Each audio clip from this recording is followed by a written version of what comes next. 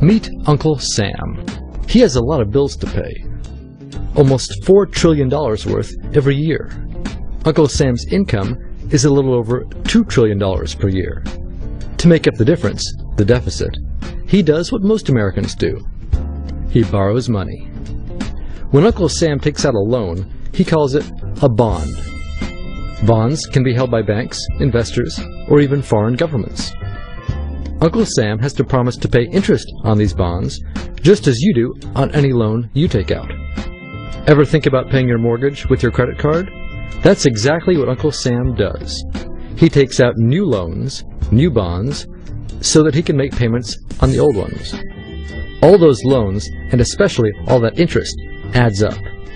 Right now, Uncle Sam owes about $14 trillion. To put that in perspective, $14 trillion is about the same as the national GDP, the total value of all the goods and services produced by the American economy in an entire year. It's such a huge amount of money that Uncle Sam is starting to run out of people to borrow from, and he's having trouble just paying the interest on his loans. The obvious solution would be to either cut spending or increase taxes. But if he cuts spending, the people that he's spending money on would complain that they don't have money to spend, and that he was hurting the economy. If he tried to raise taxes enough to close this gap, not only would people definitely have less money to spend, he'd probably have riots on his hands. So Uncle Sam chooses the easy way to make money. Just make it. He calls up the Federal Reserve, which is our central bank, and, like magic, dollars are created and deposited in banks all around America. The problem is that the more of something there is, the less it's worth. Same goes for the US dollar. The more dollars there are, the less each one will buy.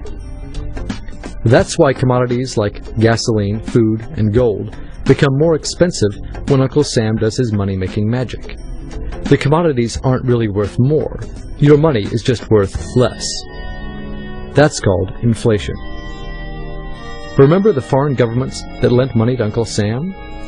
When they lent money to the American government, something interesting happened. It made the U.S. look richer, and their countries look poorer.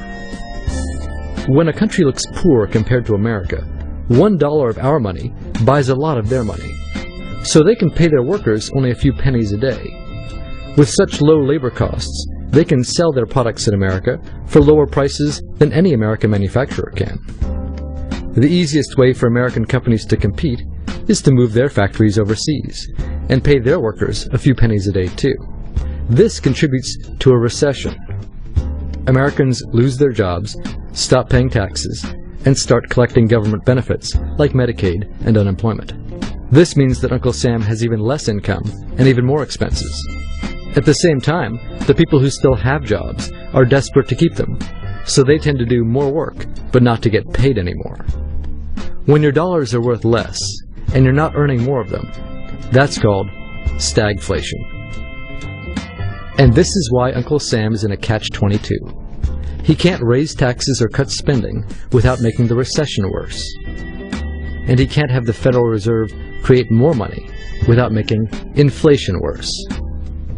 For now, he can keep borrowing money, but since he can't even pay the interest on the loans he already has, it just makes his inevitable bankruptcy even worse. Whether it's in 2 months or 2 years, the day will come when Uncle Sam can no longer pay his bills. When that happens, the banks, investors, and foreign governments who are counting on that money won't be able to pay their bills. You see, just like Uncle Sam, governments, banks, and corporations don't actually have much money.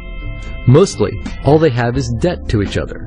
If one link in the debt chain stops paying, defaults, the whole thing falls apart.